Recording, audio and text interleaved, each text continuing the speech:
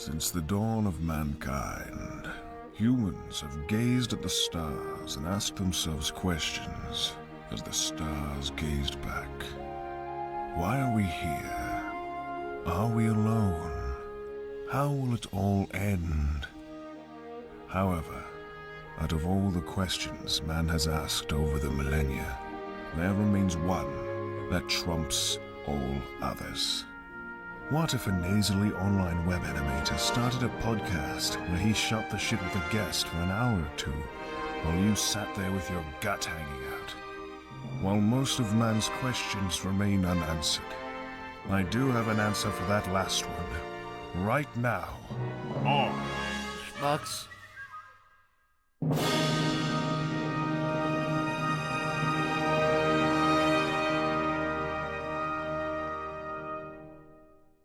Welcome to the SCHMUCKS podcast, episode 1, called "This is gonna get pulled."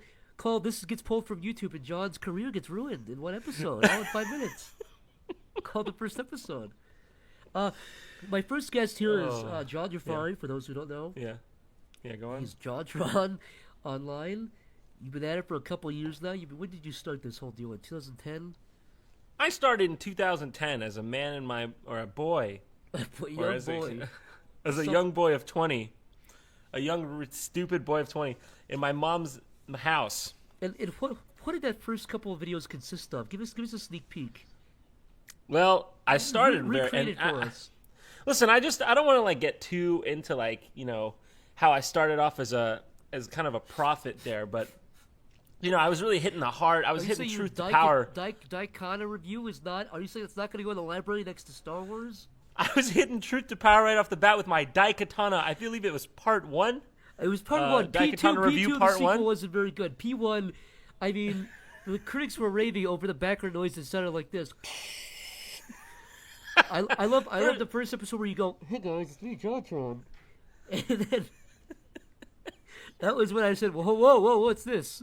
You sure you didn't like when I did the slow panning shot and said directed, written, produced, and edited by John Jafari in fucking Comic Sans? Yeah, written by Psychic Pebbles, directed by, animated by, executive produced by, as if some Hollywood buff is looking there going, "Wow, whoa!" As the credits roll in, his eyes widen more and more. He's like that Indian man who had a stroke on live television. I don't know why I brought it there. Yeah, no, just like that man who died, and he went, "Oh," and people went, "What? Is this a joke?" And he went, "Oh, my heart, my lungs. Is this death? Is Every this time we blackness after do a this? Is it podcast. static?" Your podcast is off to a great start. I'm really honored to be the first guest to christen this. I'm you're basically breaking me. I'm the proverbial champagne bottle you're smashing on the side of the ship that is your podcast. I'm gonna pop you're popping my podcast cherry. By the way, people, I'm popping your. If you like this so far, it's just for 3 more hours or whatever. Or however long in. one of us puts up with this. One of us is gonna have a fucking panic attack and leave. That's how it's gonna end. I'll tell you what. I'm already having a panic attack. Go on. No, I just wanted to say really quick to get back on the rails. For the few of you who don't know, John does online game review stuff. You ever seen that man who says this is a poop load of fuck? Well, John is actually one of the few funny ones in my opinion. That's just my humble opinion. Well, thank you, Zachary. Yes. You yourself are a clown of highest status. Clown Robbery, my classic, my magnum opus. No, not just Clown Robbery, the classic animated cartoon. I mean you as a man who makes the public laugh. A clown, essentially. That's what we really are. That's what we are. Are you talking about a Upgraded Jontron clowns. Christmas Tale where all the comments said, "This wasn't funny. Why did you collaborate with Zach? This sucks." Easily one of your worst videos. I dislike this video. Are you talking about that classic that we collaborated on? I can tell John's style has shifted. I could tell. John this is not seems John's sad. style. Something is wrong. Something is off. I can see something wrong, sad, and gone in John's eyes. Can I say? When I click on your videos and I see the top comment, wow, this is okay, but John looks dead in the eyes. I'm just like, Yeah, there's so many of them that say that, and I'm like, I don't know how to look less dead. That's my eyes. That's what me eyes look like, boss. That's what my eyes were born in like. When me Papa look at me, he said, when you came out, your dad said, "Hey, is he supposed to look like this? He looks a little dead in the eyes." Your dad was the first YouTube commenter. He doesn't look like he did. He didn't look like he did in the what do they call that thing? Your dad pulled you out and said, he doesn't look like he did in Game Grumps. Something's wrong, doctor. Put him back. Something's wrong. Something's going on. It's funny. It's funny because I guess in my older videos I was a little bit more. There was less restriction back then on what I could do because it was less of a production. So maybe that's what people are picking up on.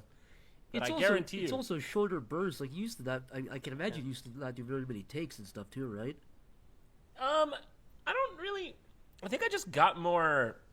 As you work in this industry, you get more professional, I guess, because like there's certain things it's kind of like when you've been making cars for a long time, you automate certain parts of the process that were like special or before, like you ain't building the fucking dashboard by hand anymore. A little boy exactly. or a machine does that.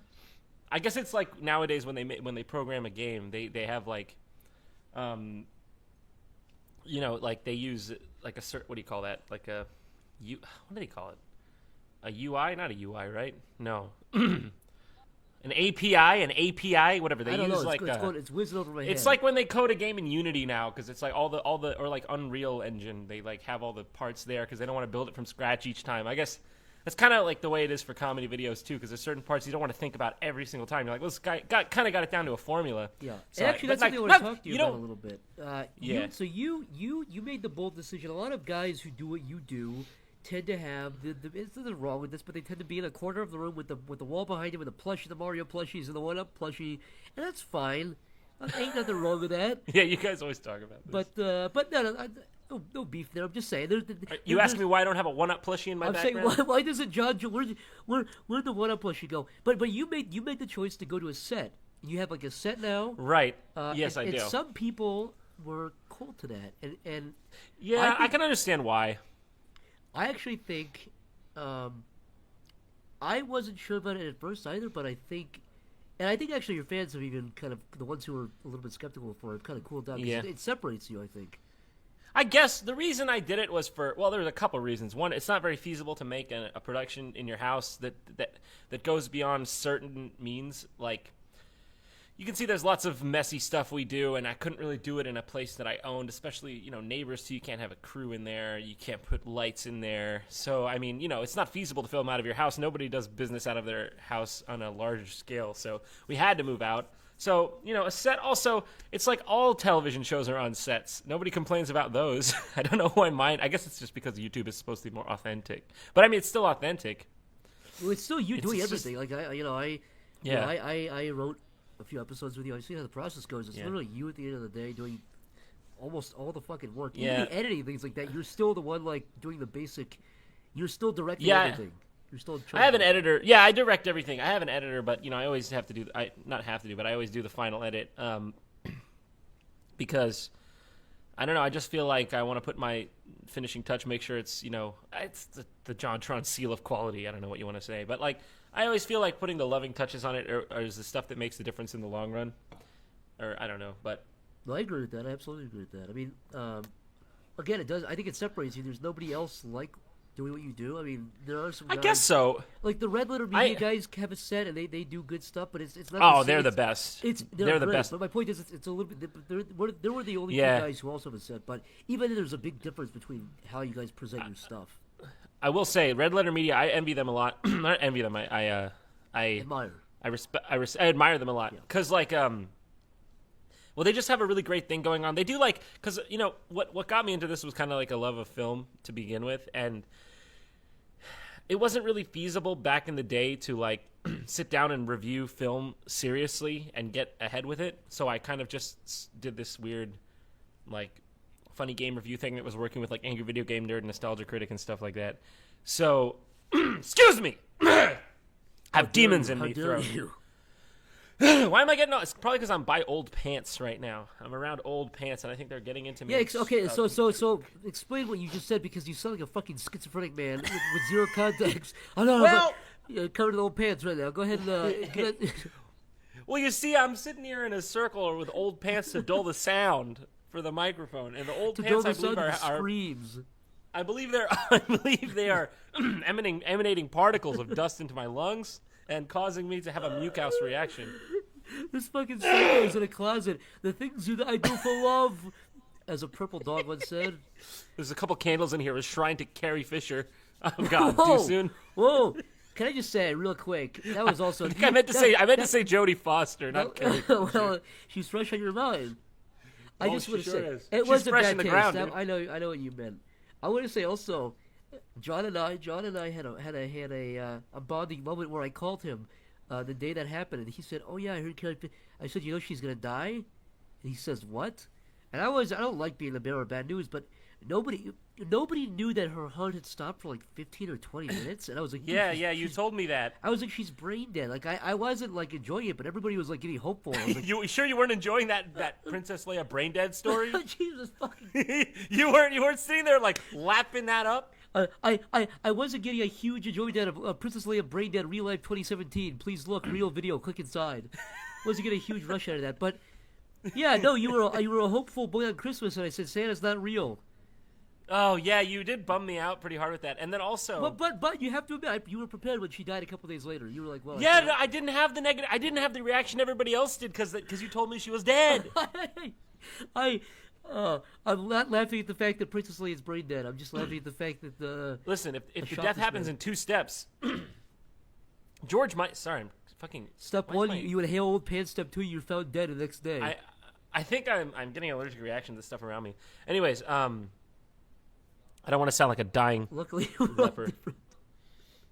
Let me get a tissue. gonna- God damn it! I'm gonna add a heart monitor sound effect in the background.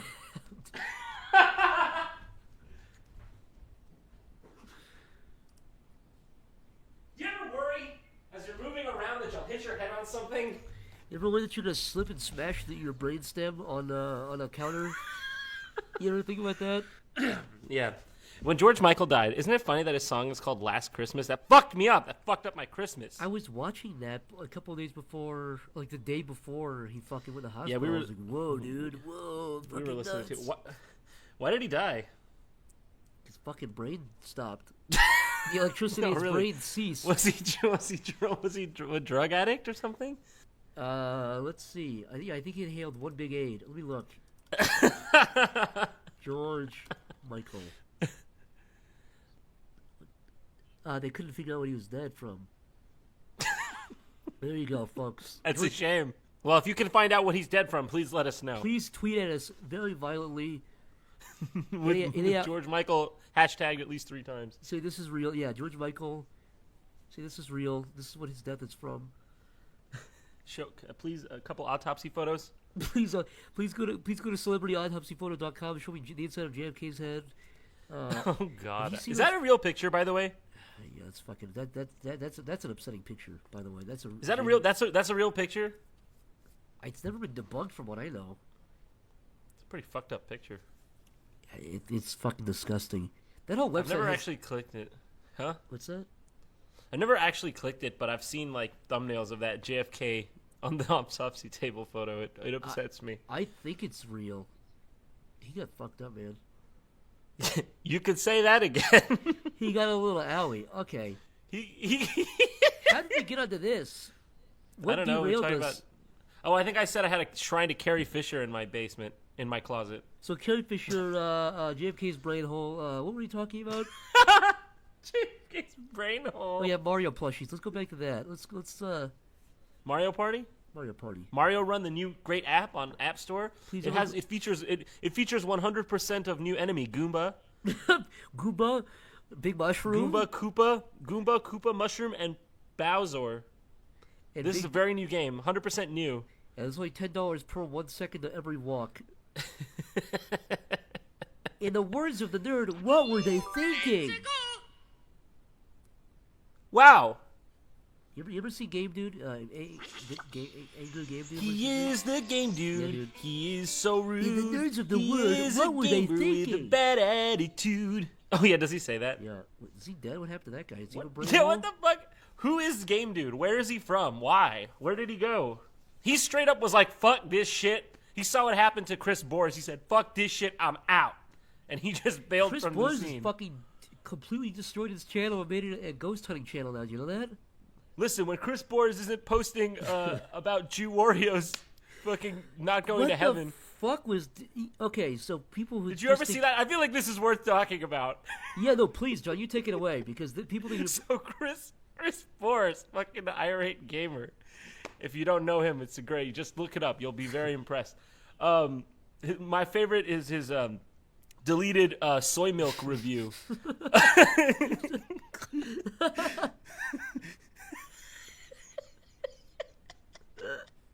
Be on the lookout for that one. Maybe somebody reposted that bad boy. You're gonna wonder why I took it down. You're gonna say we should have posted this one twice. Anyways, so Jew Wario, if you don't know him, he was a person from Channel Awesome. He did like reviews. He had a show called You Can Play This, where he reviewed like Japanese import games that you could play or whatever. He spoke Japanese, I think. And then he killed himself. It was a big tragic debacle. This was a couple years back. 3 years back. And I don't know how many people know this, but I find it to be so bizarre. I actually don't know how many people. I might be like uncovering this for a lot of people, but the irate gamer, like, I don't know how many people even know, about this intersection of people, the Chris Bohr's Jew Wario lexicon. But anyways, so yeah, he posted on I think it was the announcement or somebody had announced Jew Wario's passing, and he posted on a Facebook post that was like, "It is tragic to lose a life in this community of YouTube gamers, but I am not looking forward to what Jew Wario awaits burning in hell for committing suicide." No, the universe does not take kindly to what he did. Basically, was the gist. The universe does not take kindly to those who take their lives. It was a weird implication that he's burning in hell. It was really not too subtle though. There's no nuance. Oh man, just some shit you could only see on the weird side of YouTube. Oh man, Are you saying the creator of Deleted Soy Milk Review believes a man is burning in hell from suicide? Is that the gist of what you were telling me, John? I don't know. He goes around looking for ghosts. What's wrong? No, anyways, it's kind of a fucked up story, but it's just so ridiculous. It's fucking bizarre. It was just so left field because he's just like this pink funny man who does the reviews. Who talks about Aladdin in Abu in the Aladdin Genesis game. No, I think he's just really religious, but anyways. So we can segue to a few. We can take this fork and we can go a few different ways. I guess my question to you, interestingly, would be, I don't know why I said interestingly, it's not fucking interesting. But my question to you, John, would be, as a reviewer, kind of going back to you're one of the guys who kind of broke format a little bit. What are your thoughts on the whole reviewing aspect of YouTube now? Because I'll say this, I've seen plenty of Jontron knockoffs, and I don't know. I mean, I'm not asking you to name anybody or call anybody out, but what do you kind of think of that, of the community as a whole, in terms of that? I mean, I think as the whole knockoff thing, I mean, I was considered a knockoff of AVGN when I started. And, that whole paradigm has shifted. I don't even think there is such a thing anymore. Like, I think YouTube has even progressed past this review thing that was really popular back in the late 2000s, early 2010 era. That was just the thing to do. Like, nobody had been doing that kind of stuff besides AVGN and a couple other people. And, we're past that. I mean, we've seen like the influx of YouTubers like, Ethan and Gila, like H3H3. Our beautiful. Love ya. Yeah. Love ya, guys. Love ya. Gosh bless. Miss ya every day. I have a shrine to you and Carrie Fisher in my closet. What do you? Is that? Hopefully that's not indicative of anything. Oh, nothing at all. No, but seriously, they came in with their sort of. It started off as kind of a reaction channel, which is sort of a play off the review thing, but it's different, fundamentally. And then they kind of morphed it into this newer kind of just variety show type thing. And, PewDiePie has been doing more of that stuff, and you got like people like iDub. So we're sort of past this reviewer paradigm. I don't even know that it's so oversaturated, and I don't think anybody can even really get into that sphere anymore. Nobody's interested in that anymore. It's just kind of a phase that's passed. It evolved, yeah. It did evolve, yeah. I mean, at first, basically... It's all like top 10 things now, dude. Yeah, that's the thing. You see, it was never about the review of the game. It was about the people liked watching like their people that they thought were interesting personalities kind of in a new setting on the internet. And it's like, oh, when somebody and it's only you who knows it, it's kind of edgy, right? It's like, that's why it's funny. Every YouTube channel that starts off, they always have this core fan base that gets pissed off at a certain point. I went through this too, when they kind of feel that you surpassed a certain level of popularity. They get sort of like... Well, they root you on until you get popular, and then they want to see you fucking fall, and they... But it's weird how that works. You survived the... because I also feel like you brought up a couple of guys earlier that you sort of were writing the not off their coattails, but sort of you jumped in at the perfect time when they were popular, like guys like Nostalgia Critic and Yeah, Doug yeah. Walker Actually, they and were James kind. Rolfe. I jumped in when AVGN took kind of a lull, and I remember I always looked at YouTube channels as more of a philosophy than anything. Like I have a certain philosophy of the way I make stuff. It's not. I don't think it's ever been about the reviews themselves. Maybe a little bit. Maybe some channels more than others. I've never really been like super. I've never been a true critic in that sense. I just try to make comedy out of stuff. No, you're I don't know if it's successful. You're a comedian who kind of just fell into that thing. I mean, that's Yeah. actually, again, if you were going to make a criticism, or not even a criticism, but if you were really going to analyze the sort of first generation guys like Doug Walker and James Rolfe, who I watched sort of back when they were doing stuff. Yeah. They really when they've tried to break format, they've gotten a lot of shit for it. Like Doug Walker specifically got Yeah. a bunch of fucking backlash when he stopped the Soldier Critic. Yeah. And I think what you did see, that that's was the- smart was that you have a transferable sort of personality. Like for example, Yeah. when you did Game Grumps or when you do Well, I skit- appreciate you you saying that. You know what I mean? Though. You get the gist of No, what- I appreciate that. I mean, that's what I go for. I mean, I want to be. I don't want to be locked down into any like format or show or a routine. I just want to. I want to be myself. The comedian especially when first. those formats have been shown to be really fucking volatile. And like that Leafy Yeah, guy, they can be Leafy's volatile. fucking channel is basically dead by now. Oh yeah, what's Leafy up to? I haven't heard from him in forever. He got really popular, I would say, about a year ago. Right? No, I mean I remember, but No, I mean like I haven't heard my of. point is, I mean, so he got popular around when that whole Ethan thing happened, and then back when I was in New York, right around that time when I moved to New York Yeah. a year ago. Is that when? Yeah, because that's when the whole Ethan thing happened. I was there for that. But so that right on, and then like when iDubbbz made that video probably 3 or 4 months ago, his channel took a big hit, and then I think a couple other people made videos, and it's like he went from getting like 100 million views a month to like 10 or 15. He was making Let's like see, I'm gonna look at his new videos. he's still doing. Yeah, look at his social plate. I mean, he's not doing. He's still doing like. Oh my living god, wage, his stats are tanked. but they're the worst they've been since 2015, I think. His stats are like sub 1 million, and I remember for a while there he was getting all these sorts of crazy views. He's been Yeah, bleeding out subscribers for like the last 6 months consecutively, or 3 or 4 months. That's crazy. Well, see, that's why whenever people come to me and they talk about this guy is falling when that kind of stuff, I'm like, fads come and go. The thing that always reigns out in the end is, well, quality will speak for itself. The best you can do is aim for quality. Because, like, who forgets something that's good in the long run? Like, is anybody forgetting? I'm not comparing myself to this or anything. I'm just saying, in as a general rule. Does anyone, forget Spirited Away by Hayao Miyazaki? No one's going to be like, where's the new Spirited Away video? It's like a classic, There's two big ways of, and I actually got to give you credit for this too. There's two sort of Well, thanks, Zach. Hey, look, I mean it. Look, I'll tell you why. Look, there's two ways in my mind of making YouTube content. There's the one way of just kind of throwing shit at the wall until one of those like 10 videos sticks and does well, or sort of accumulating views. Every video gets Yeah. 50,000 views or whatever, and that just sort of pays your bills. That's one way to do it. That's Right, a popular right. way. Some people do And that, then, yeah. And then there's the way of doing videos once every 2 or 3 weeks, but they're good and they put a lot of quality into them. And honestly, not that many people do that and make a living off of it. And that's why I got to give you kudos, because it's really easy to fall into fucking disposable Yeah. content. Hell, well, no, I'm fucking I doing it. appreciate that. No, I mean you're like that too, though. I think there's like, and I'm not. This isn't to say there isn't an in between. Like Ethan and Gila put out quality content like a lot. I envy them. I've always envied them for that. I don't know how they do it. I'm a slow burn kind of guy. I won't tell you it's easy. It's like if I have to make one, I have to make at least one thing per month most months, and it doesn't leave much time for breaks. And people are always saying like, "Whoa, why don't you put stuff out?" I'm like, I'm trying.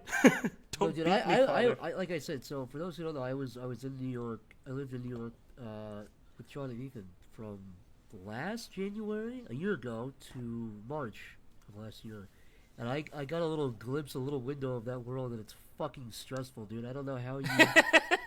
It's more stressful than you might are literally imagine. doing shit. I'm not just covering your ass. Like I mean this genuinely. Yeah. You were doing shit constantly. Like you were constantly Yeah. setting up shit.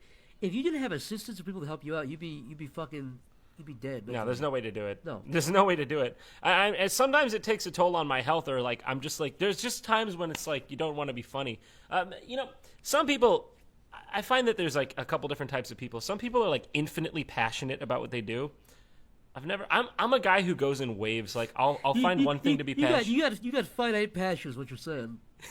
I guess You got some well, finite passion. No, it's not quite that. I get interested in things in bursts. Like I'm a bit of a jack of all trades in a sense. So like but obviously I have the channel that's a certain thing, and I have to so I try to keep putting myself into it in the same but slightly different way to keep myself interested. Because if I'm interested, the audience will be, so on. But like, sometimes I just get interested in like researching like the history of Rome, like things that have nothing to do with reviewing video games. I So think it's don't a have good like trait to have. It's a good. I'm the same way. Like in terms of, and I think people get mad at me sometimes. Like, why the fuck do you pretend to you know history? It's like I don't know history. I have a weird autistic fascination with some like small parts of it, and then I'll go deep, and then I find it fascinating. No, it's actually funny. This is something me and you have bonded over many times. Like we talk about like like World War II era history, and I don't know. There's something about history. I've always considered myself somewhat of a history buff. Maybe not so much when I was in school, but like when I got older, I just find history interesting because you can find patterns or echoes to the modern day, and you can sort of sort out like how things have risen and fell. And it comes in waves. Well, and, history never ends in it for the most part. Like things like ISIS are around because of the fucking Ottoman Empire collapsing. That's a direct cause and effect. Yeah, it's crazy. It's crazy. Yeah, if you understand history, you can. Well, they say those who don't understand history are doomed to repeat it. There's a lot of truth to that statement. Actually, it is weird. I remember watching when they were doing the Oculus keynote for the Oculus Rift and virtual reality. One of the guys I forgot who it was. It was it's like one of their leading scientists was talking about how like history is not necessarily like we can change history, we can decide the course of history, but it will not necessarily go one way or the other. There's no like set path, and it's kind of interesting. You wonder like how much agency do we have over these changes? I feel like very little because I feel like humans reset sort of every 2 generations or so. You know what I mean? Like I feel Seems that way. Like even from like life to life, like a baby has to relearn not to fucking to put its hand on the stove and not do crazy drugs and drive fast when you know what I mean? Like so it's all a bit tiring to think about, isn't it? Just like it's like a house, right? You clean it up. You're like, it's perfect, and then you have a party and it gets dirty again, and you're like, I gotta fucking clean it again. It's like, I gotta train new babies not to fucking ruin Western civilization again. What fucking freaks me out is like not on an individual human basis, yeah, but stuff like wars, like people. If you were just coming off the end of World War II. Yeah. You'd be like, dude, I genuinely never want to fucking do this again. My house is oh yeah, definitely shit. And now people are like, whatever, I'd go to a fucking war. I'd be on the front lines, dude. It's like, dude. Oh, I know. You have to keep it's fucking funny. relearning. No, it's funny. The Great War, World War One. The reason Neville Chamberlain capitulated to Adolf Hitler, as you know, is because he was afraid of getting into another world war. Yeah, so, because they just came off that war and they had so much guilt over it that they were like, never again. This is the war to end all wars. We'll never have war again. And then this fucking capitulated until it ended up in being the biggest conflict in human history. So it's like, it is funny how now we've been. They call it the long peace since the end of World War II to now. There hasn't been any conflict between 2 major world powers. It's only been civil war. I think it's going to happen in our lifetime. I'm not a psycho. Ah! My view. You really think so? I'll say this right now. My real view is that if NATO falls, we're going to see a European war in our lifetime for sure. I really believe that. Let me sort of add like a little bit of an edit to my statement there. I think that'll happen, but so there's 2 parts to that statement. Number 1, if NATO falls, it's like a code, right, for a video game. If NATO falls, then I think we'll have a European war. But I also don't think we're gonna have a nuclear war. I'm also not saying we're gonna have like a big nuclear war. I don't think we'll ever go that far. I think the only way a nuclear war can happen today is if we had like an accident or a nuclear terrorism or something, or just some sort of weird mishap. But I really don't believe secular, for the most part, secular Western civilizations would purposely start a nuclear war. I don't believe that. We might even go to war under the treaty of no nukes. Like, okay, we're gonna go to war, but no nukes. And that has just a regular war. Well, then that has all of its own problems too, because like, imagine if Hitler had nukes at the end of the war. At the end of the war, we wouldn't be here. Well, we wouldn't have gone into fucking Berlin, because he's going, well, I'm gonna blow my goddamn brains out anyways. Why don't I just nuke these fuckers? So you can't so. That's also my biggest fear with North Korea, right? Not that, yeah, if they start a war, whatever, we can beat them. Like, we have the resources to do that. But we can't close in and fucking capture Pyongyang, because he's just going to fucking shoot off the nukes and blow his brains out. Right, yeah. They're I think that's the reason. This is just obvious, I think. There's pretty much no other reason that things have ground to the breaking point that they have now in 2017, but in previous 2016, the current year, because we have just been fighting off the thought of World War III, just pushing it like, no, we can't, just nothing that even could spark or think about World War III, just push it away, like, because we know, like, we've basically just been trying to stave off that final of conflicts, but I don't know. It's definitely closer now than it's been since at least the Cold War. I feel like the fact that everybody doesn't want it to happen is making the other party sort of push further, because everyone thinks the other guy is bluffing. So you're going, okay, so. You don't think I'm going to do it? Fine, I'll drop a fucking tactical nuke. Oh, you think I do that? Well, okay. Let me drop it in the field somewhere. Let me freak somebody out. I'll be naive and ask you. You honestly, you don't believe a word of Vladimir Putin when he says he wants peace with the United States? I believe he does, but I also believe that his biggest goal beyond peace with the U.S. is NATO coming apart. Now, you could argue pretty easily, in fact, that Russia feels threatened because NATO is expanding. At the same time, when people say NATO is expanding, it's only expanding as much as people are applying for it. It's not like NATO's gobbling up countries. We're not invading countries. Fucking scared neighbors are applying to NATO because they want to be protected. They don't want to be. They see what's happening in Ukraine. They don't want to be annexed. They don't want their territory fucking annexed. They don't want to be Georgia or Ukraine. Well, I guess so. What is Russia's ulterior motive in dismantling NATO? Is what, just so they don't have to feel like they could be attacked at the slightest? Right. Yeah, they don't have to feel like if they drop a fucking twig that they're going to start World War III. I mean, I guess imagine had we been Russia, like, I guess it's true. Like, imagine, like, you feel cornered. Like, you're like, I can't do anything to anybody, no matter what, even if they're being unjust to me. Well, you could also argue that the threat of World War III. I'm going to storm into Paris and rip up that Treaty of Versailles. Flag. Nice flag, idiots. Yeah. But nice flag. What is it?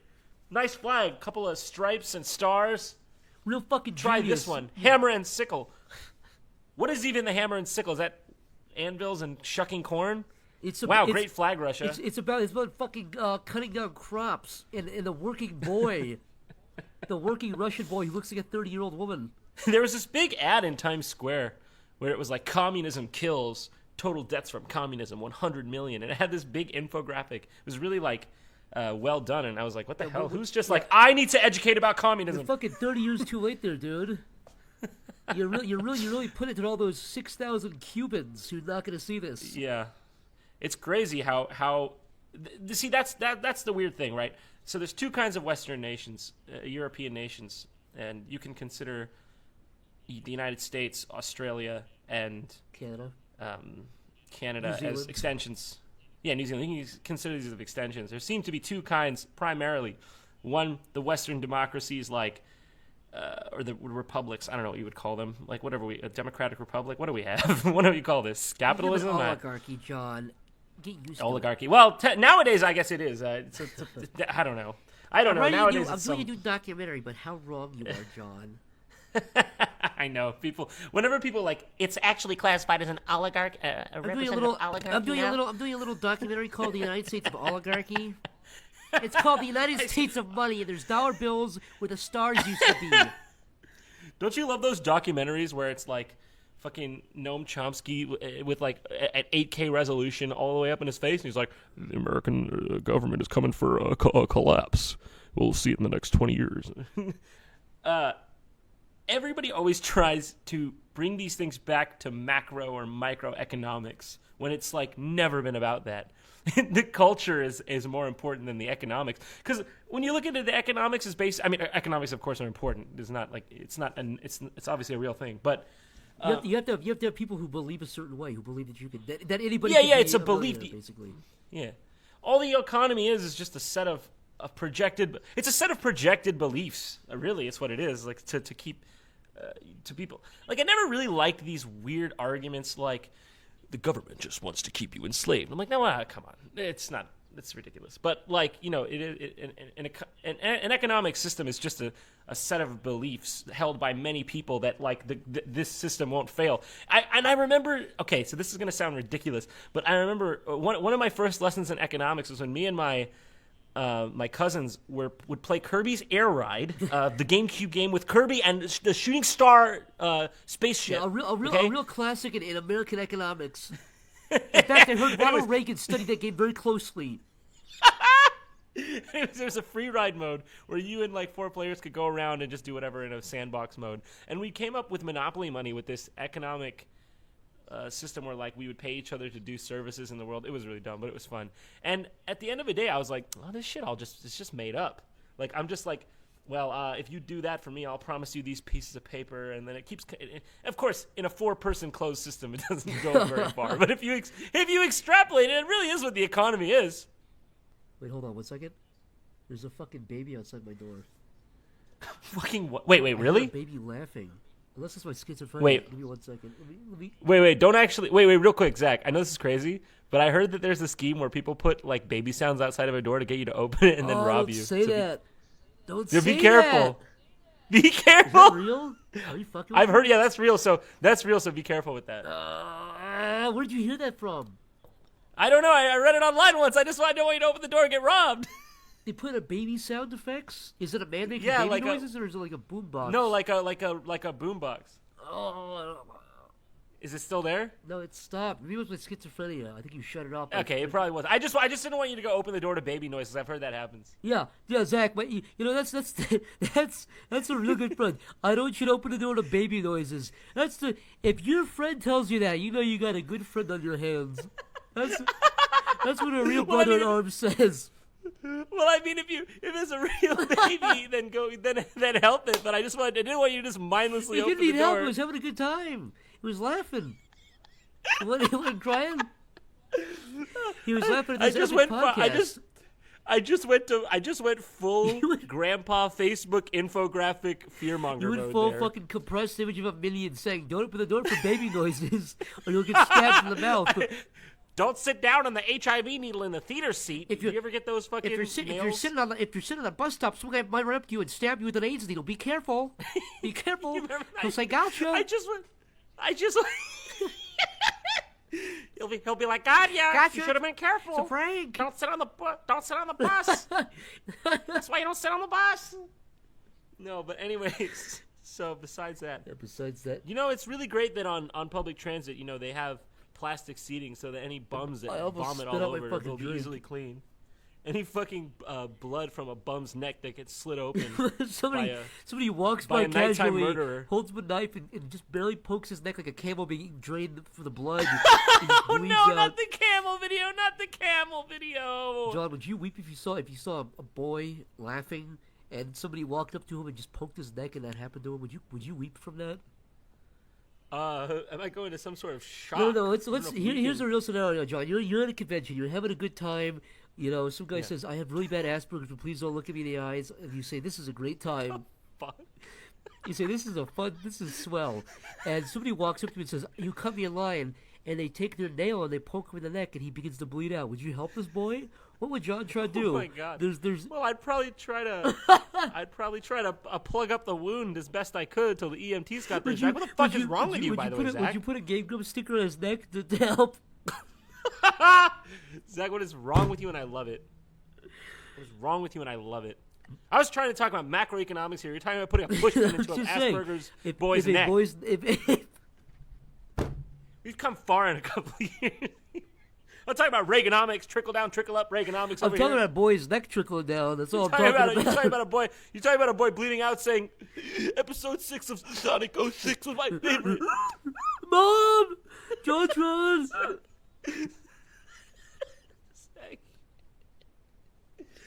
Zach, You, we're gonna die this way. You plug his wound by wrapping his shirt around his neck as a tourniquet that says "Eck" on it with your face as his blood, red as it stains your smile.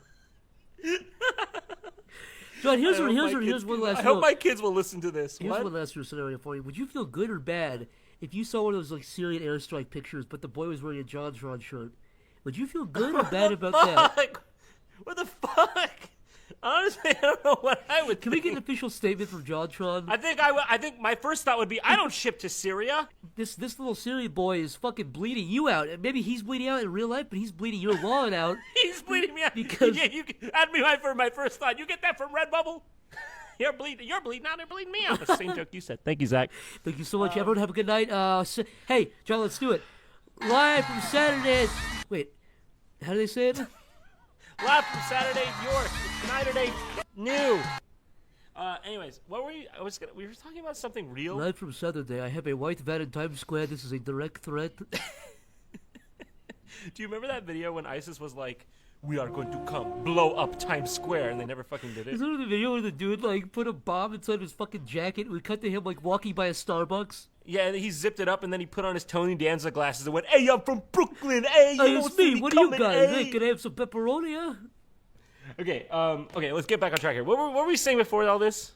Starcade. Oh, you want to talk about Starcade? Did you want to move it to Let's talk something? about Starcade a little Okay. bit. Yeah, let's talk about it a little bit. For those who don't know, Starcade was a Jontron offshoot where John sold out big time, lost all credibility. That was a nightmare. No, you know what's funny though? I've come to really like Starcade, but it was a weird process to make Starcade for multiple reasons. And I think it's because everyone who was creating that show had a different idea of what the fuck Starcade was. Yeah. It's I funny. can talk about it now, I guess. I was gonna say you've never actually talked about it. And I think it'd be fun. Yeah, you want to get the scoop on Starcade? Let's get the hot Starcade scoop. I won't go into the gory details, but this is basically just so people get maybe if they want to understand what it was.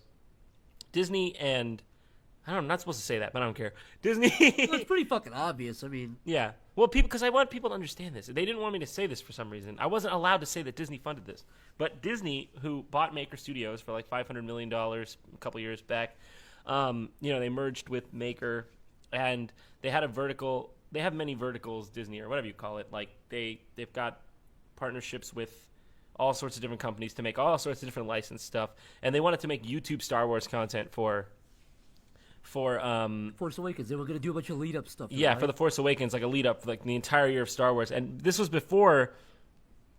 This was like I think they came at me like before a year, right? And I was like, It was February 2015. And the movie came out in December, right? Right. Yeah, but we decided to do it like even like before that, like December or January, right? It must have been, right?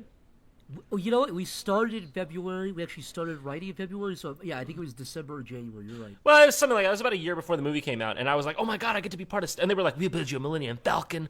We'll build you everything you want, all the sets you want. And I was like, oh, my God, it's a dream come true. And, they were just like, you get to write whatever you want, do whatever you want. And I was like, that's great. Amazing. Fantastic. And I thought, like, it'd be cool because I'm such a big Star Wars fan. I thought it'd be cool to be part of, like, the Star Wars canon in some way. I was like, But then what I didn't realize, this is before Star Wars made its big comeback, and now it's, like, planned 6 million movies for the next 18 years. Everyone started doing Star Wars stuff. Everyone. And I should have been smart to anticipate that, but I was so blinded by the promise of a Millennium Falcon. So basically, I thought I was going to be like the cool kid doing the Star Wars content when it turns out that they had like deals with everyone, which isn't a bad thing because mine was still had a big budget and it was my writing. So, but you see, at first they wanted more episodes, but then as time went on, they wanted them very quickly. Also, I should be noted really quickly, just to interject. Tell them how many episodes, because originally I think we ended up doing 9 or 9. Yeah, they wanted like 32 episodes of this shit or something. 32 episodes of fucking Star Wars jokes. Yeah, and I didn't realize how set they were on that. So I thought they were kind of going to be flexible just to get it done because it sounded like they just wanted something. I got myself in over my head. It was definitely my fault there. I got myself in over my head, but I was like, I just can't produce this much for you guys. Well, it's impossible. we figured that out after we started writing. We went. Yeah, we tried. Yeah. I don't know what the hell we were thinking. Well, it's my but fault. in fairness, It's my fault. So people don't think we ripped them off. They also cut the budget accordingly too. So it's not like we got the money and just didn't do the work. Yeah. We called. John called. Was like, we can't do 32. Yeah, and they said okay, and they cut the fucking budget. Yeah, they cut the budget. They cut all the pay. It was a bit of a fiasco. But we got it done, and we did. But we came. Here's the thing, though. Even though it's ended with less episodes, we had the idea of the start to finish since the very beginning, so it was true to its form. The first 3 episodes are from the first batch, and then the ones leading up to the very end are from the second batch, where I was like, okay, I'm taking full control of this, and we're going to do it this way. And that's why the first few was a lot of out of your hands. Like the writing we did, but the editing and like all that stuff was really not in your control. The first 3 episodes of Starcade weren't really in my direct control.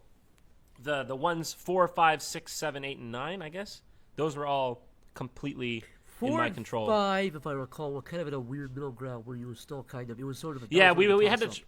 We had to transition, so it ended up being this really incoherent series of videos that,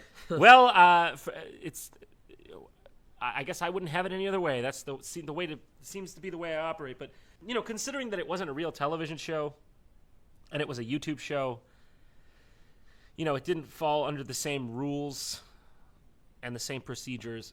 And they wanted it very quickly. I'm surprised, to be honest with you, that we even got it done at all. We filmed it over 3 months. It's shocking. Honestly, is it not shocking that we got that done? And I couldn't do I was bound to do it. I couldn't do anything else. It's funny when you and I were watching the episodes come out. There was a lot of jokes in there we were both happy with, but yeah, some people are just not happy. And fair enough, like I get it. No, I understood why. Why the fuck did Jontron turn Star Wars for a year? The whole thing was like kind of relied upon the last episode being good. We were like, holy fuck. And I think that last episode made up for the whole. So even if you didn't enjoy the first 8, I think that last episode definitely made up for the whole series. Yeah, no, the last episode was the fucking magnum opus of that series. We poured everything we had in that last episode. I basically and that was down to the wire too. That George Lucas impression from the you were gonna originally do it, and then we got the guy. We got Pjort Michael, YouTube impressionist, I believe. He did a wonderful job. I didn't even interact with the guy. No, I never even interacted with him. What happened was, originally the audio of Starcade of George Lucas was me going, come on, it's me. Yeah. And I was like, John, this is funny, but it's kind of like, wouldn't it be better if you're like, yeah, it would be better if it sounded like George Lucas, but what the fuck are we gonna do? We have like 1 day to get this out, and I fucking Googled YouTube search George Lucas impression. Yeah, and you found the perfect guy. And I found that guy that I knew his work before. I knew he was an impressionist before. That dude was a fucking trooper, and the whole thing just stitched together fucking beautifully. And the soundtrack was great. Chris O'Neill did the soundtrack. Yeah, it was great. Chris O'Neill did the soundtrack. He helped us write it as well, and he also he was present for some of the filming, like in the very last. He was just there because he stopped by, and we what is it? He did the Jar Jar Binks fake game, the fake PS1 game, which a lot of people probably think is real. Yeah, Jar Jar's Jar Jar Jar, I think it was. Yeah. Jar Jar Jar Jar Jar. Sick. I actually really like that joke. There's a lot of jokes in Starcade I love, but Starcade has this weird vibe to it. It's uncanny. What do you mean? You look like a hostage. Something's wrong. Something's off. Something's going wrong. My brain rejects it. I honestly don't think most people would notice that. No. We just know. So yeah, it was definitely an experience. The filming of that was, but in the end, we came away with a good thing there. I think it's one of my most proud videos. The last episode. I would say easily, and also for real, like the reaction, the fan reaction, the people figuring out who Darth Vader was really cool. Just people were genuinely like, some people fucking really reacted to that. Some people were like, I'm crying. I was like, whoa, dude. I know. Dude, I had real feels when I made that shit. Because, the Aaron reuniting, of course. Yeah, no, it was good. And we hadn't done a video since. The improv you guys did, which is funny to talk about, what you guys saw, the actual final cut, there was like, you guys riffed for like 20 minutes, I think. Oh, yeah, and it was so weird. It was just like right back into it. It's like there was no hesitation. you kept doing this weird fucking like distressed foreign boy. What did you kept saying something, beating his chest? Oh, was it like, brief with me, Yeah, yeah. brief with me, brief to me, or I something? was upset you took it out, but I realized it was fucking really strange and like it was bizarre. Yeah, it was too I don't weird. think people would have accepted that. Brief to me, papa. Brief, that's it. Brief to me. Brief to Brief me. to me. Brief Yeah, to me. that was it. Yeah, I always get weird like that when I'm doing improv because I just go for it, and it's funny. Like sometimes I watch back at like Game Grumps stuff, and I'm like, what the fuck was I on when I said this? Like we're talking about how I wouldn't have sex with a girl with no eyes, and I'm like, what led to this? Yeah. What sparking of neurons led to this fucking madness? Human evolution led up to this point. This was what all fucking the fucking fish avoided getting eaten. all the wars in Europe led up to this moment. A Roman soldier looking into a man's eyes as he gets speared to death. So he could pave the way for you to fucking say that on Game Grumps. God, do you ever think like when you know it's like fucking ancient Rome? I just love how there was a time like 2,500 years ago, before Christ, when they're just like, yeah, we just like this is the apex of civilization. We did it. Nice job, guys. I mean, if you look at what stuff was like back then, it was like, yeah, you lived in a fucking dirt, but these guys like built giant. They put, like, but I was watching a documentary Nice. on that revolving building. You They had a what I'm revolving talking about, right? building? There was a fucking like Oh God, what is? I feel like a retard right now. I'm gonna look it up. There's real no way they had a revolving building in ancient quick. Rome. What are you No, talking it was about? revolving. It ran Like the on fucking water. Sky Restaurant in Times Yes, Square that revolves yes, slowly as you eat fucking exactly like the that. buffet? Ancient Are you serious? revolving building. What is it called? No It such was, thing. It was Emperor Nero. Fucking, he had a revolving dining room. How? Who? Slaves? No, it was like water. I'm pretty sure it was like hydro-powered. What the fuck? Dude, look it up. It's fucking. My mind was blown. Like the Coliseum alone fucking freaks me out. The Coliseum? Why the Coliseum? It's so fucking big. There was like little men with rocks. And they Yeah, built I a guess big so. Fucking thing. I don't. Revolving dining room in. Type That's in why it. whenever it's one thing that pisses me off when people like look at the 1920s and like they're so backwards. I'm like, they built your fucking civilization you live in. How are they fucking backwards? They fought the First World War and invented planes. You dumb. What have you done? Eat a fucking Cheetos this morning? I don't. Here, give me 1 second. I need to. Look, I had a bunch of Red Bull and coffee. Forgive me. It's fine. I'm looking at the revolving dining room.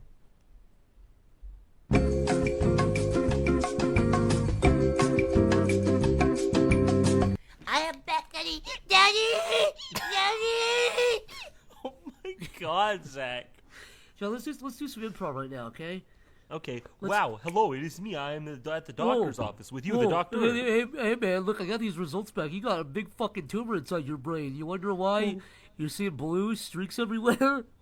It's- You wonder why you're seeing blue lines everywhere? It's because this baseball-sized brain tumor. I thought it was the God telling me a message. No, you're wrong. You wonder why your Oh. face jutted out 1 whole foot? It was because of this big tumor. Trust me, I am a doctor. Wow. Am I going to die? Oh, I don't know. Fucking Abbott and Costello, regular Abbott and Costello over here.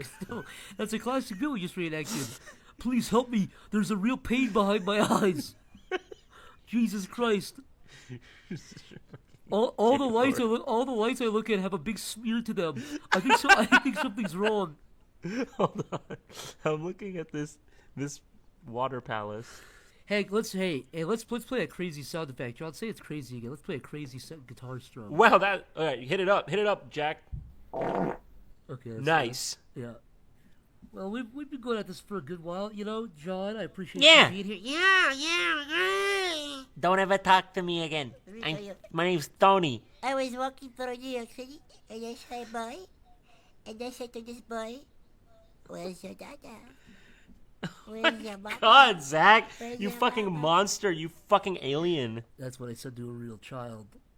Anyways, sorry, go on. What? Yeah, did you want to draw this to a close? Am I too fucking? No, what I wanted to do was, I have a Patreon, John.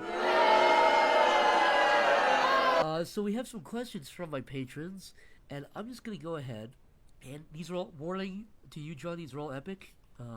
Yeah. Oh, I can't wait. Negative zero asks, I want John's input on this. Oh, Christ. Now, is sucking your own dick gay?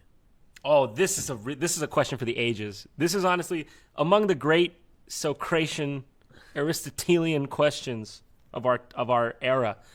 Does sucking your own dick make you gay? No, is the act gay itself? Sucking your own dick is the gay. act so does it not does it make you gay? Is the act gay? Yes, is it 'cause gay? it makes you gay. Is it gay to suck your own dick? Yes.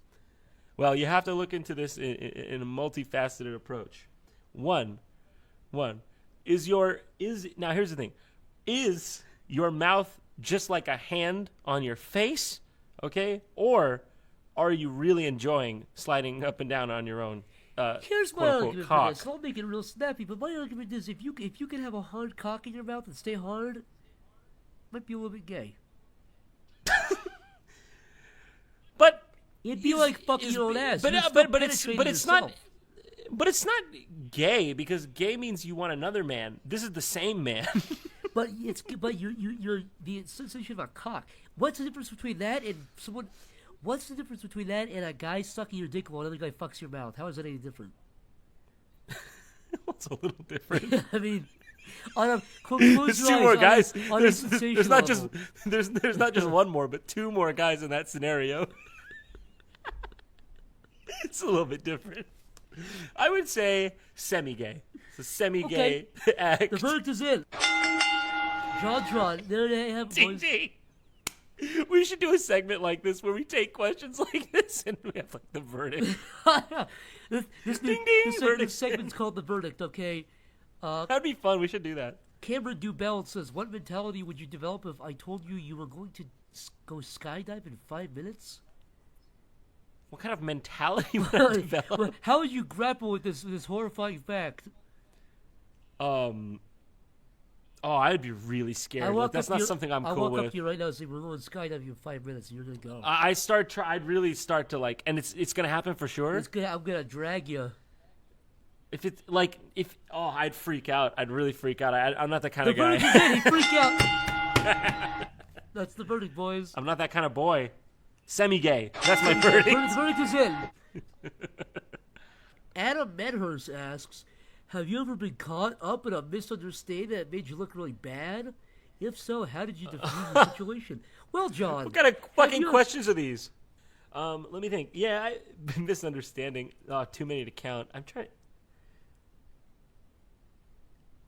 I can't think of a fucking example right now. Okay, then that's the verdict, everybody. That's Also, the verdict. We I have feel it. bad. I want to be yelling louder, but my neighbor can probably hear me screaming at like 11 p.m. at night. I don't want to be too loud.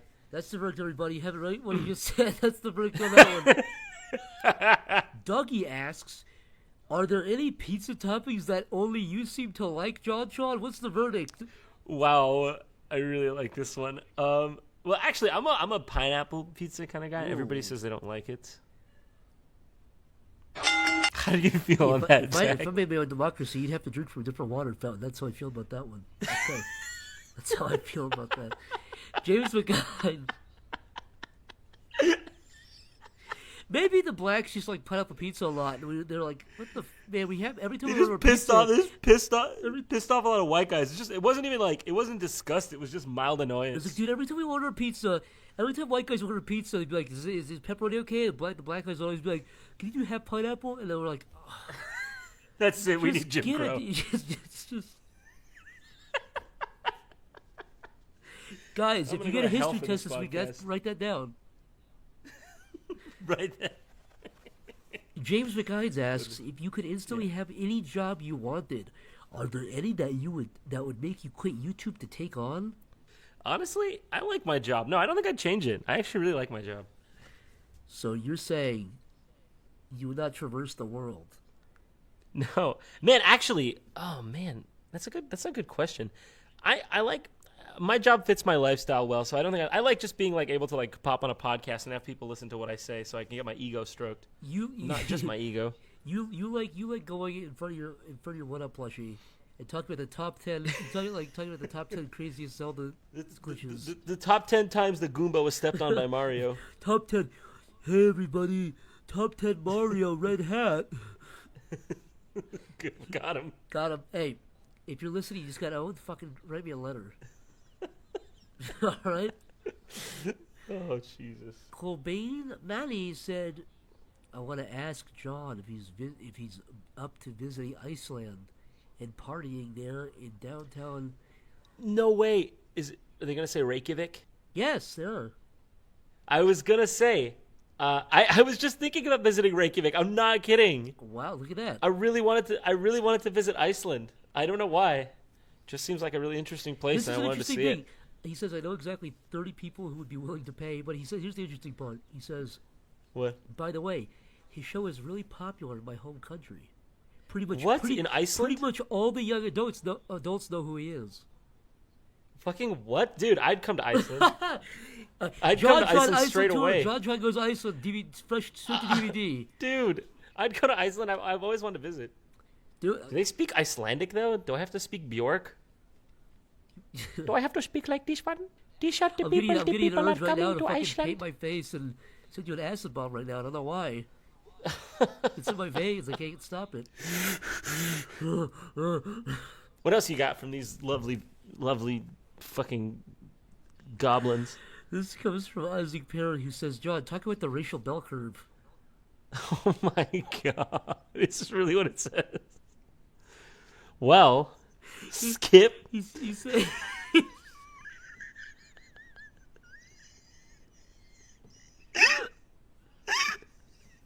he says, "John, what was your favorite joke you wrote for Jontron show?" That's not what he Basically the said. same question. I really thought that's what he said. Sorry, go on. John, let's talk about favorite joke you wrote from Jontron. Favorite joke I wrote from Jontron. Let me think. Oh man, there's so many. What about the Rock Boy? Which one? The Rock Boy. I don't know what you're talking about. It's the one. The one. You fucking maniac. What's wrong with It's the you? one where it's a boy in a field with fear in his eyes, and you hear heavy breathing, and you see a big rock. Oh, that one. Yeah, that's my favorite one. That one, Rock Boy. I'm gonna go with Rock Boy. That's my favorite one. I really like this one joke I wrote in the last one where I was like, "Nyuk nyuk. I'm very sorry about your cancer diagnosis." And then I hit a slide whistle. I don't know. I really like that joke, but it's fresh, so I can't judge it if it stands the test of time. I don't know. I like the end of Starcade when George Lucas coughs up blood on a picture of me and Aaron. That's a funny one. That was There was one joke you wrote in a delirious fucking state. We were both really delirious. It was like fucking 1 a.m. I think it was for. What did we write? Oh, it was the Yoda joke? No. It was for food games. It was one or two. I can't remember. It was whenever we had McDonald's games, and we were. What did we write? What was it, like one McDonald, please? No. It was the creepiest thing you've ever said before. We were both really tired and delirious, and we were like, "You're playing that McDonald's game where you're Ronald McDonald." Yeah. And you, Oh, I You turned to me remember. really seriously. You're like, What did I say? you started talking about Ronald McDonald looking in a river as a little clown girl pissed in the river, and you said it really fucking seriously and creepily. And it was Really? It was one of the funniest fucking things of all time. I remember. Yeah, it was like he leans down at the river and like watches. But the way you The delivered little girl it pissed shows by up the my river. spine. I don't even remember. I guess we were It was just tired, very, and I was very just trying to think genuine. of jokes. You didn't laugh either. You were like, Really? I saw the I eyes can't of a even monster. I don't even know what you're talking about. I can't even imagine looking at you that seriously talking about that. Oh, you must have been tired. That's funny. That's my favorite joke. Little Ronald McDonald girl. Didn't we actually put that in? No, you Or cut no? it because it was Ronald McDonald girl pissing in the river wall. You thought a little girl pissing in a river while an adult watches was a little too little too much for your crackle spot. It's when he leans down by the river and he bends down at it. Pencil Shaving says, "Will you ever be a guest grub?" If they have me. There you go. Classy as Clay says, "Are there any quote unquote dead projects you're disappointed? Never came to fruition?" I guess that's kind of similar to the regret thing, but any projects you wish would have turned out better or turned out at all? Yeah, there have been a couple. There have been a couple of projects. You know what? I won't reveal them now. I'll have to reveal them at another time. Okay. There were a couple dead projects in my lifetime. Interesting. Rip. Sorry, I'm being the worst fucking No, Q&A no, guy right now. We're almost done. Yeah. Oh, 1 sec. Oh. Yoink, yoink. What the fuck is wrong? What did you just? Did you just go into the void? Ultra Bondage Fairy asks, and this is for me. Yeah, he says, "Can you upload Dream Quest for us? I want to make some bread." That's a little reference for those who listen to my last fucking thing. I made a shitty game in RPG Maker.